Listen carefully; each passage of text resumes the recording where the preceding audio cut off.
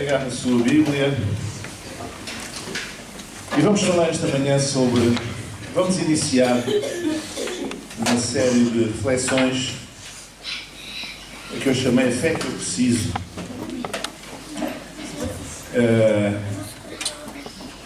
No início do ano fazem-se sempre muitas projeções sobre aquilo que vai acontecer, vai melhorar, vai piorar, vai assim, assado. Eu não sei se vai melhorar ou piorar, porque, como diz o povo, o futuro a Deus pertence, mas uma coisa é verdade, é certa. Se eu me mantiver no caminho da fé, aconteça o que acontecer, eu estou bem. Amém, irmãos? Estou bem. Então, abram lá em Hebreus, capítulo 11, por favor. Hoje nós vamos falar um pouco sobre compreender a fé. E depois, nos próximos domingos, vamos falar sobre a fé em movimento. Quando a fé se move, o que é que acontece? Hebreus, capítulo 11, vamos ler o versículo 1, que é conhecidíssimo. Podem repetir comigo. Ora, a fé é o firme fundamento das coisas que se esperam e a prova das coisas que se não veem. E depois, ainda um outro versículo na carta de Judas, fica antes do Apocalipse, para quem não sabe onde fica, que é apenas um capítulo. Nós vamos ler 2 versículos, Epístola de Judas, 2 versículos, versículo 20 e 21, que diz assim: Mas vós, amados, edificando-vos a vós mesmos sobre a vossa santíssima fé, orando no Espírito Santo, conservai-vos a vós mesmos na caridade de Deus, esperando a misericórdia de nosso Senhor Jesus Cristo para a vida eterna. Amém. Podem sentar. Nós somos uma comunidade de fé. Nós estamos aqui por causa... O que é que nos une aqui? Há muitas coisas que nos separam. Há muitas coisas que nos separam. Simpatias políticas, simpatias clubísticas, gostos, profissões, histórias de vida. Há muita coisa a separar. Mas nós estamos aqui por uma razão. Nós estamos aqui porque temos a mesma fé em Jesus. Amém? Então, nós somos uma comunidade de fé. E por isso o importante é compreender aquilo que nos une. A fé em Deus e na Sua Palavra. Amém? E eu gostaria de começar primeiro para compreendermos o que é a fé, explicar o que é que a fé não é. Depois já vamos ver o que é que a fé é. O que é que a fé não é? A fé não é inimiga da ciência. Há muitas pessoas que pensam que a fé é inimiga da ciência. Ao longo dos séculos tem-se suscitado, tem-se levantado esta ideia, que é uma ideia errada, é uma ideia diabólica. A verdadeira ciência e a verdadeira fé estão de mãos dadas, não são inimigas. Desde o Galileu, o caso de Galileu, que, enfim, começou a divulgar nos seus estudos, nos seus tratados, que era a Terra que girava à volta do Sol, e não o Sol à volta da Terra, como até isso pensava, e como era a doutrina da Igreja, como se a Igreja devesse ter doutrina sobre astronomia, não é? Mas enfim. E então ele quase foi parar à fogueira.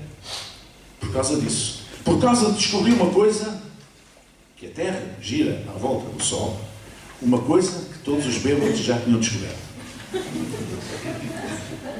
Que a Terra gira. Ainda ninguém tinha descoberto isso. Ele descobriu cientificamente e a Igreja não gostou. Então, a partir daí, criou-se esta ideia de que a ciência é uma coisa e a fé é outra. Não. São dois planos diferentes. Têm natureza diferente. Não tem nada a ver uma coisa com a outra. A fé não precisa da ciência para nada. Nem a ciência precisa da fé.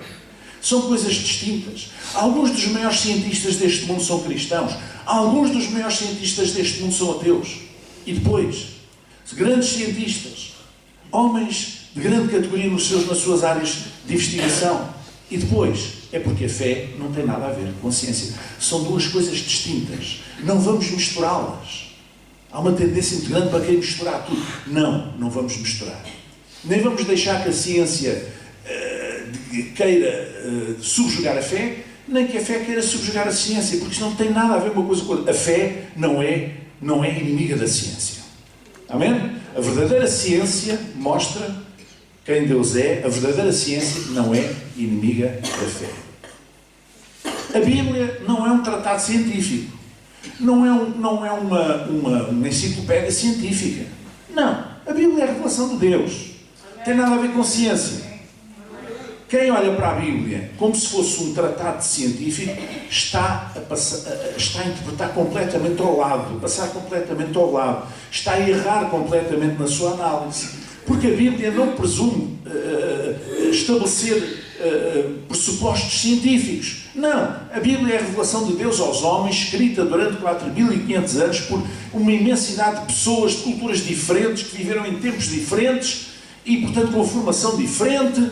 Alguns mal sabiam ler, outros eram pessoas realmente muito doutas, mas é a revelação de Deus aos homens, não é um tratado científico. Há pessoas que dizem, a Bíblia é um livro de histórias. Então diz que no Velho Testamento, que naquela batalha, não sei o quê, e que em Josué, que o sol parou, para que os israelitas estavam a prevalecer contra os inimigos, e então o sol parou, porque o sol estava-se a pôr, e para eles conseguirem acabar a batalha. E diz que o sol parou. O sol não se move. Então, mas como é que queriam que dissesse, naquela altura? Há milhares de anos, quando toda a gente pensava que o sol é que andava à volta da Terra. Como é que queriam que a Bíblia dissesse? Dizer que a Terra parou? Não. Para eles, a Terra estava parada. Se dissesse que a Terra parou, achavam que aquilo era um disparate. Então a linguagem é a linguagem cultural. É a linguagem dentro do entendimento que as pessoas tinham. No entanto, a Bíblia, surpreendentemente, tem uma série de elementos científicos, quando diz no Antigo Testamento, por exemplo, que Deus está sentado sobre o globo da Terra. Ora, naquele tempo não se pensava que a Terra fosse um globo. Não se pensava. Então eles atribuíram isso a uma forma poética. Mas, de facto, só muitos séculos mais tarde é que se descobriu que a Terra era redonda. Porque na Idade Média ainda se pensava que a Terra era na forma de um queijo, e por isso havia medo dos navegadores portugueses, um dos medos que os navegadores tinham, e por isso é que os navegadores portugueses, os descobridores, foram muito elogiados e louvados por terem dado novos mundos ao mundo, porque não só enfrentaram o Adamastor, não é? Mas não tinham medo de cair, de navegar até à beira do queijo, digamos assim, e cair no abismo. E só agora, muito mais tarde, séculos mais tarde, é que se descobriu que a Terra, afinal, era redonda. Então, apesar da Bíblia ter alguns elementos científicos, a verdade é que ela não é um tratado científico, não é um tratado de ciência. É a revelação de Deus aos homens. É assim que deve ser lida. A fé também não é a razão. Não é a mesma coisa que razão, que racionalidade. A fé é uma coisa, a razão é outra. São coisas diferentes. A razão decorre da lógica, decorre da compreensão dos fenómenos, decorre da verificação, não é? Decorre dos testes, a razão. Mas a fé é mistério. Em 1 Timóteo 3,9 diz, guardando o mistério da fé numa consciência pura. A fé é mistério. É por isso que a fé não se explica. Não se explica racionalmente. Não se explica pela razão. Porque a fé não tem nada a ver com razão. É mistério. Porque é que há pessoas que creem em Deus e há pessoas que não creem em Deus? Apesar de terem a mesma informação. Porque não se abriram ao mistério da fé. E outras abriram-se ao mistério da fé. Não é? A Bíblia diz que a fé é um dom de Deus. Então elas receberam essa dádiva. Abriram-se ao mistério da fé e seguiram adiante. Mistério da fé numa consciência pura. A fé também não se baseia em comprovativos históricos ou arqueológicos. Pelo contrário, dispensa-os. Eu acho muita graça que alguns ficam todos empolgados quando se descobre uma cidade que a Bíblia falava, não sei aonde, e que através das escavações descobrem então umas pedras com umas coisas escritas e depois descobrem, afinal a Bíblia tinha razão, realmente existiu aqui esta cidade, não se sabia onde é que era, a Bíblia falava, mas afinal existe. Então, mas a gente precisa dar arqueologia para crer em Deus, para crer na palavra de Deus. Então, mas isso não é fé. Cuidado. A fé não se baseia em comprovativos históricos ou arqueológicos.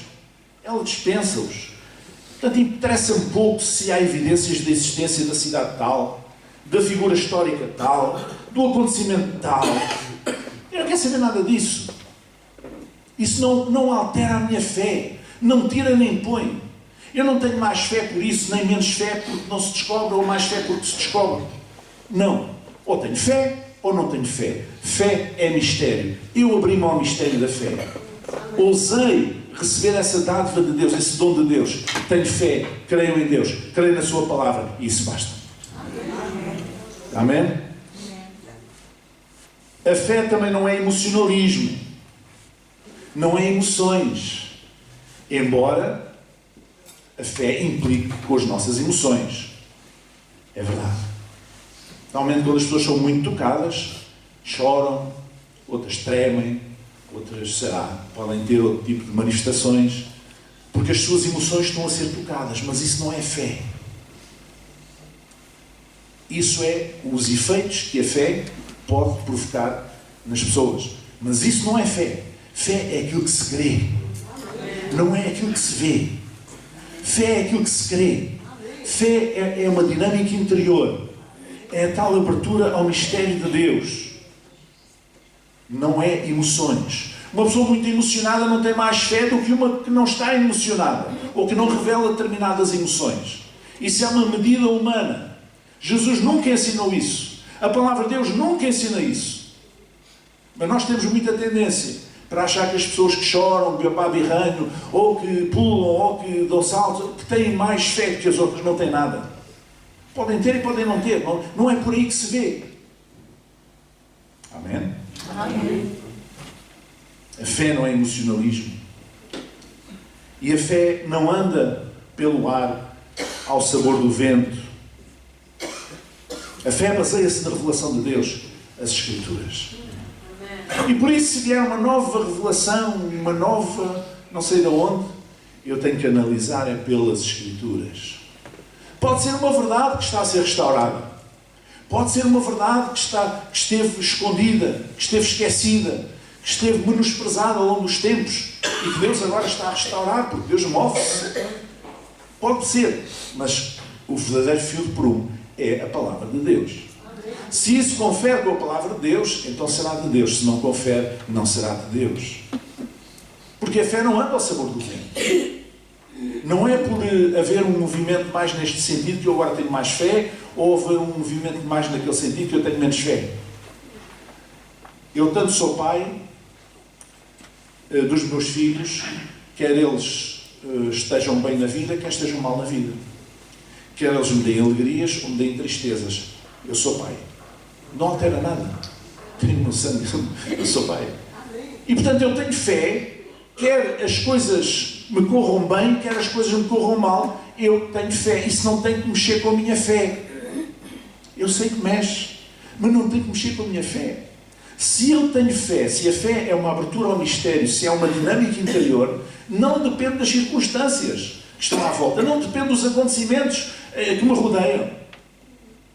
A fé está para lá disso. A fé é uma outra dimensão. A fé é uma coisa muito mais profunda. Ela baseia-se no que diz a palavra de Deus. Amém. E se eu creio em Deus e na sua palavra, se a minha fé está em Deus e na sua palavra, amém. Amém. Aleluia. Então o que é a fé? Diz aqui em Hebreus 11, a fé é a firmeza da esperança. A fé é o firme fundamento, diga comigo, é o firme fundamento das coisas que se esperam.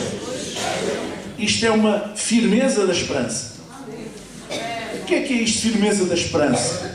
Se eu for para a paragem do autocarro, e o autocarro está para passar às 10h30, e são 10h30, são 10h35, são 10h40, e eu tenho a minha esperança que o autocarro vai passar, porque ainda não passou. Eu fui para lá antes da hora, ele não passou, é porque ele deve estar a passar.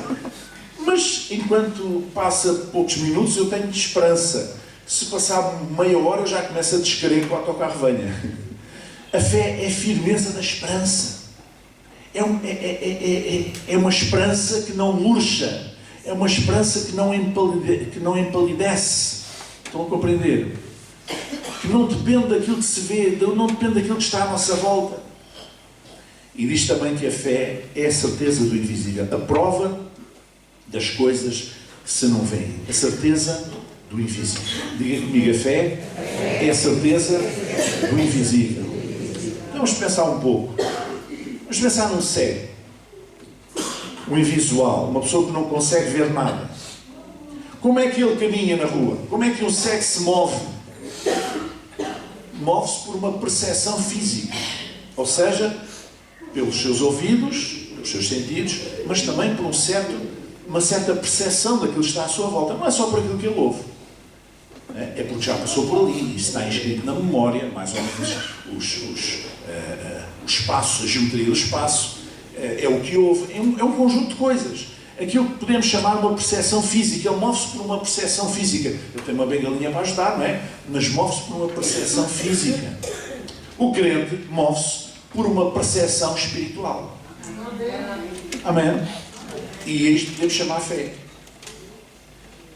O cego, apesar de não ver, ele não fica acantonado em casa. Ele move-se. Ele vai ao café, ele vai comprar pão, ele vai andar nos transportes públicos, ele vai fazer a vida dele. Portanto, a falta de visão não me impede de fazer a sua vida. Mas se nós tivermos falta de fé, se não tivermos fé, não conseguimos dar um passo na vida espiritual. Não conseguimos mover-nos na vida espiritual. Porque tudo acontece pela fé. Amém? Tudo na vida espiritual, tudo acontece pela fé. É a nossa percepção espiritual, se quisermos chamar assim, fé, como quisermos, que nos ajuda a perceber, mesmo não vendo. Veja o que é que diz a carta aos Hebreus, a prova das coisas que se não veem. Mesmo não vendo, nós vamos. Porquê? Porque a fé nos leva adiante. O cego ousa acreditar nos seus sentidos. O crente ousa crer em linha com a sua fé. Porque andamos por fé e não por vista. 2 Coríntios 5:7. Nós não andamos por vista. Se o cego andasse por vista, não andava. Se o crente andasse por vista, há momentos em que ele não andava. Mas ele anda pela fé. Pela percepção espiritual. O cego avança com algum receio. Apesar de tudo, ele é cego. Ele não vê. Então ele avança com algum receio. O crente também não está isento de dúvida. Porque a questão é justamente esta. A fé é um mistério. E como em todos os mistérios, nós não sabemos tudo. Nós não sabemos tudo. Nós sabemos uma parte. Essa parte é suficiente para nos pôr em marcha, para nos pôr a mexer. Mas nós não sabemos tudo. Há sempre um fator surpresa. Não sabemos se chegando ali nós vamos pela esquerda, para a direita, para cima, para baixo. Não sabemos. É o mistério da fé. Mas isso não impede o cego de avançar. Com os seus sentidos, com a sua percepção física, ele vai avançando. Da mesma maneira, o crente também não está isento de dúvida. Mas a dúvida não pode impedir-nos de avançar. Posso ouvir um amém? A dúvida não nos pode impedir de avançar. A dúvida é outra face da moeda da fé. Quem disser que tem fé, super fé, e que não tem dúvida nenhuma na vida, eu não acredito nessa pessoa, está a mentir. Ou então é um inconsciente. Qualquer crente tem as suas dúvidas. Qualquer crente passa pelas suas dúvidas. Agora, isso não nos pode impedir de caminhar. Isso não nos pode acantonar. Isso não nos pode ficar sentados no canto. Não. Temos dúvidas, mas temos fé. Amém. E avançamos em nome de Jesus. Porque queremos mais na palavra de Deus do que nas circunstâncias que nós vemos. Então, apesar do receio, o cego avança. Apesar da dúvida, o crente avança.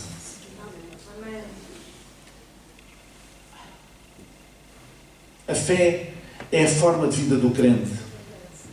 A forma de vida do crente. A Bíblia diz lá em Lucas 18:42, vê, palavras de Jesus, a tua fé te salvou. Não está a falar da salvação da alma, está a falar de um cego, a quem Jesus deu visão. Vê, a tua fé te salvou. Aquilo que move todas as coisas na nossa vida é a fé. Não é só essa coisa que às vezes é remetida para o canto da espiritualidade, salvação da alma, pronto, e fica ali. Não. A fé é uma ferramenta do dia a dia. Se eu perguntasse aqui qual era o objeto mais importante para cada um de vocês, uns diriam, o objeto mais importante na vida mesmo, que não podiam prescindir. Os mais novos, se calhar, dizem que é o telemóvel. Outros, se calhar, diziam que era a pasta de dentes. Os óculos. Sei lá. Pois a coisa mais imprescindível na vida do crente é a fé. A ferramenta mais poderosa é a fé. E a fé é que nos salva todos os dias. Das situações da vida. Das dificuldades da vida. Não nos salva só espiritualmente. Não tem a ver só com a nossa vida eterna, com a nossa salvação em Cristo Jesus. Não, tem a ver com a nossa vida do dia a dia, com os nossos momentos, com os nossos relacionamentos, com a nossa vida financeira, com a nossa saúde, com tudo. Com as nossas relações profissionais, o nosso desempenho profissional. Tem a ver com tudo. Tudo. É a fé que nos salva. Olha, irmãos, em Jericó, o cego Bartimeu viu mais longe do que todos os outros que eram sãos na vista. Os outros viam, mas o cego Bartimeu viu mais longe. Os seus sentidos levaram-no a perceber que vinha aí alguém especial, o vozerio das pessoas que seguiam Jesus na entrada da cidade. E foi isso que aconteceu. Ele perguntou quem era, disseram-lhe, Jesus de Nazaré. E ele não pediu licença a ninguém. Ele começou a gritar, Jesus, filho de Davi, tem misericórdia de mim. E não se calou, enquanto Jesus não foi ao pé dele. Tentaram intimidá-lo, mandaram-no calar, disseram que estava a ser indecente, disseram que estava a ser inconveniente, mas ele não se calou enquanto Jesus não foi ao pé dele. E Jesus honrou a sua fé. Ou seja, um homem que não tinha vista, que não tinha visão, que não podia ver, mas tinha uma fé mais poderosa do que todos aqueles que andavam ali e que tinham os olhinhos bons.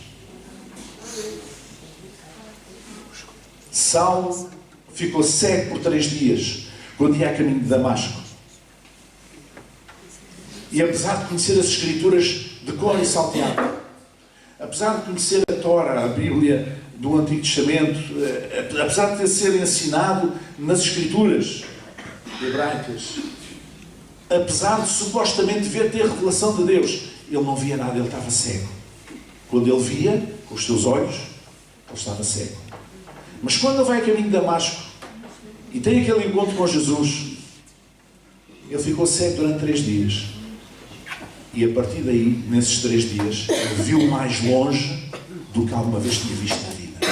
Mesmo com as Escrituras, mesmo com tudo. Porque deixe-me dizer uma coisa, irmãos. Nós não somos crentes na Bíblia.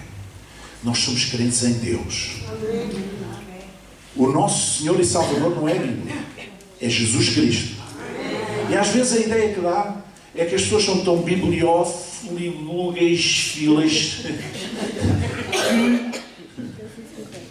que olham para um versículo e nem o sabem interpretar e dão mais valor a esse versículo do que olhar para o exemplo e para as palavras de Jesus.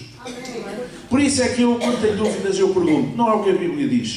O que é que Jesus faria se estivesse aqui? Além do que a Bíblia diz, o que é que Jesus faria? Se ele estivesse aqui no meu lugar, o que é que ele faria? E se nós fizéssemos esse exame de consciência, digamos assim, esse teste, cada vez que temos de tomar uma decisão, cada vez que somos interpelados pela vida, pelas esquinas da vida, se calhar nós não fazíamos tanta asneira. Se Jesus estivesse aqui, como é que ele ia agir nesta situação? Como é que ele iria fazer? Não é? Saulo naqueles 3 dias em que não podia ver, tinha aquelas espécie de escamas nos olhos, não conseguia ver. Ele viu aquilo que ele nunca tinha visto na sua vida, mesmo conhecendo, sendo hebreu de hebreus, como ele dizia, fariseu de fariseus, tendo aprendido as Escrituras aos pés do mestre mais importante em Israel, que era o mestre Gamaliel. Apesar de tudo isso, de toda essa preparação, todo esse conhecimento, toda essa cultura bíblica, toda essa tradição religiosa, ele ainda não tinha visto Deus. E porquê? Porque nós só vemos Deus através da fé. É por isso que as pessoas que não têm fé têm muita dificuldade em compreender os crentes. Porque eles não veem Deus com os seus olhos. Porque eles não se abrem ao mistério da fé. Será que eles não têm... Uma vez ouvi um político dizer assim: pois, eu sou ateu porque eu nunca tive a graça de receber o dom da fé. Tive a graça de receber o dom da fé? Não. Essa graça é dada a todos, é distribuída a toda a gente. Agora, uns aceitam-na, outros não a aceitam. A questão não é: coitadinha, não fui contemplado com a graça da fé, então eu não creio. Não. Isso é estúpido, só. Mais nada. Porque Deus dá a todos, da mesma maneira. Amém? Já falámos aqui há poucos dias na questão do cântico nos Campos de Belém ter sido a paz na terra ser proposta a todos os homens e não só a um grupinho de homens chamados de boa vontade. Não, é todos os homens. Vamos meter uma coisa na nossa cabeça: Deus ama a todas as pessoas, independente da cor da pele, independente da sua cultura, independente da sua posição social, independentemente dos seus conhecimentos, se são doutos ou indoutos, ignorantes. Ele ama a todos. Segunda verdade: Jesus morreu por todas as criaturas, por todos os seres humanos. Portanto, a salvação em Cristo está ao alcance de toda a criatura. Todo aquele que crê será salvo. Como é que pode crer sem ter fé? Não pode. Como é que ele alcança a fé? Abrir-se para receber o dom de Deus, a dádiva de Deus, que é distribuída a todos. Amém? O problema da incredulidade está nos nossos olhos espirituais. Porque nós, muitas vezes, olhamos com os olhos da carne e não olhamos com os olhos espirituais para aquilo que está à nossa volta. Por isso é que a palavra de Deus nos aconselha a ungirmos os nossos olhos com colírio para podermos ver. Amém? Este colírio é o colírio da fé, podemos dizer. Não é?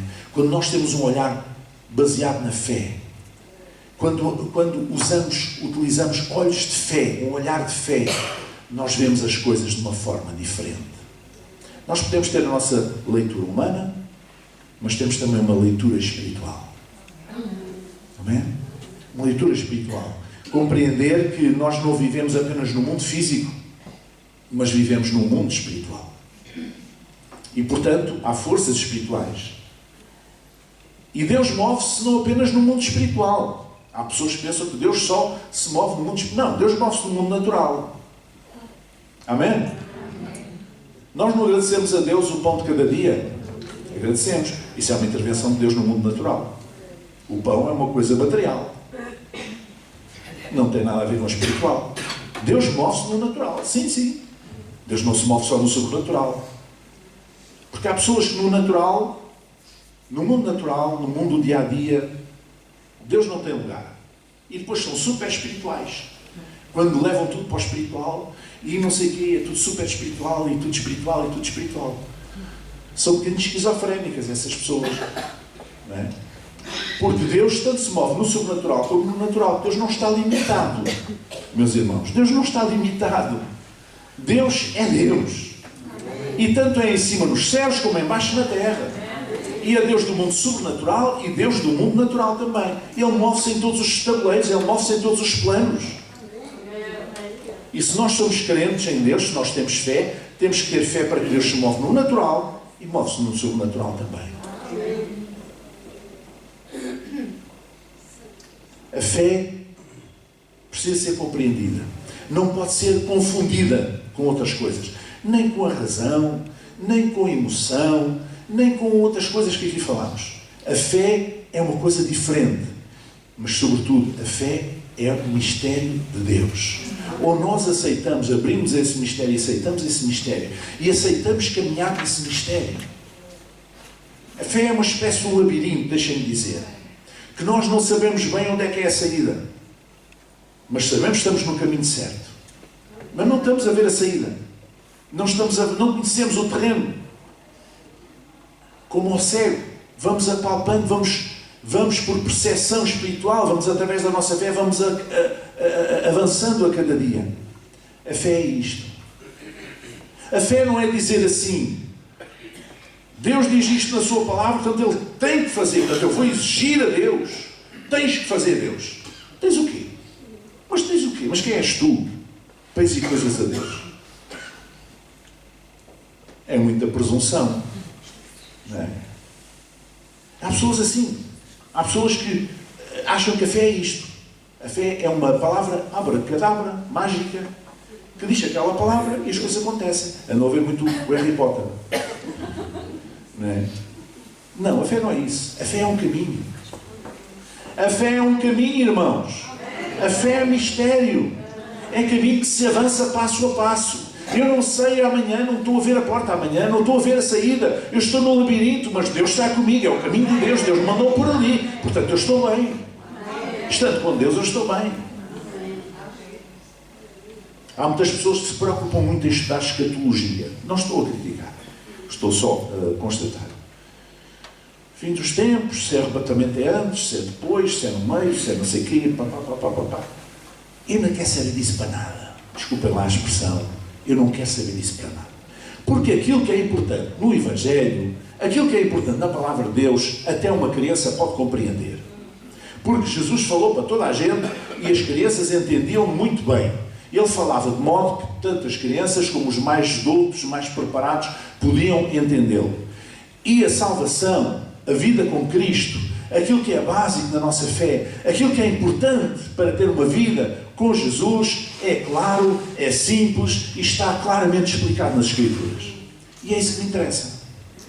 Se eu estou com Jesus, eu quero lá saber se o arrebatamento é antes, se é depois, se é no meio, se é assim, se é assado, se é cozido, se é frio. Ainda quero saber, estou com Jesus, eu estou bem. E depois essas pessoas andam muito preocupadas.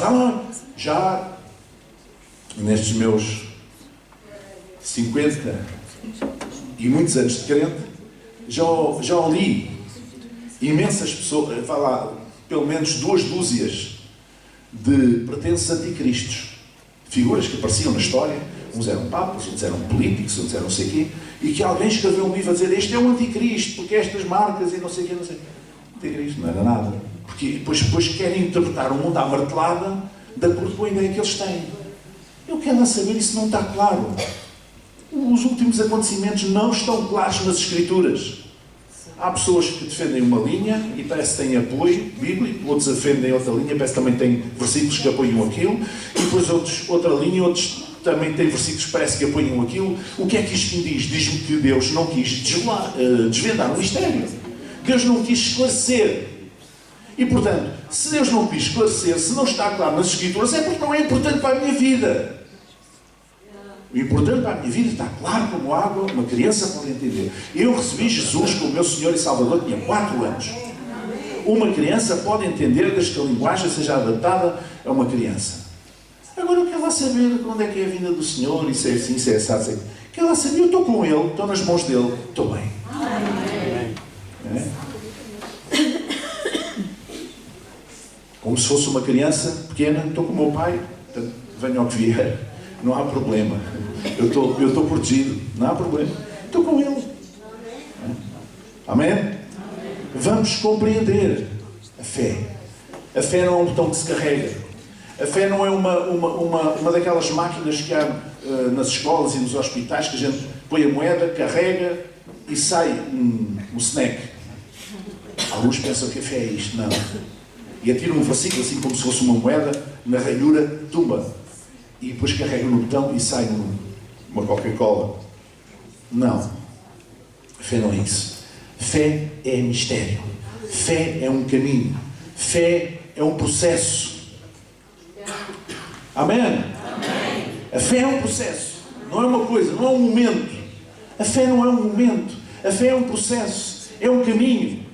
E a fé é mistério. É o mistério de Deus e nós precisamos nos abrir a esse mistério, de ousar lançar-nos nas mãos de Deus e dizer: Senhor, eu não conheço o dia da manhã, mas eu confio na Tua Palavra e confio nas Tuas promessas. E eu estou aqui de parte inteira, Senhor. Eu estou aqui de parte inteira. Por isso eu vou-me entregar nos Teus braços e eu sei que Tu tomarás conta de mim e Tu farás aquilo que é melhor para mim. Eu confio em Ti, eu tenho fé em Ti, Senhor. E contigo eu estou bem. Amém? Amém. Não precisamos de mais nada. Quando os nossos filhos têm 2, 3 anos, nós não vamos exigir que eles saibam qual é a nossa profissão, qual é a nossa situação profissional, quanto é que a gente ganha, se temos muitas despesas, se temos poucas despesas, se temos dificuldades financeiras, se não temos. Alguém preocupa um filho com 2 ou 3 anos com isso? Não. O que é que a gente quer? Digam-me lá vocês, o que é que a gente quer com um filho de 2 ou 3 anos? Dar-lhe amor. Para quê? Para que eles sejam crianças felizes. Cresçam sem preocupações, felizes. Até nem isso Deus quer de nós. Então, não precisamos de mais. Amém? Vamos chegar em pé.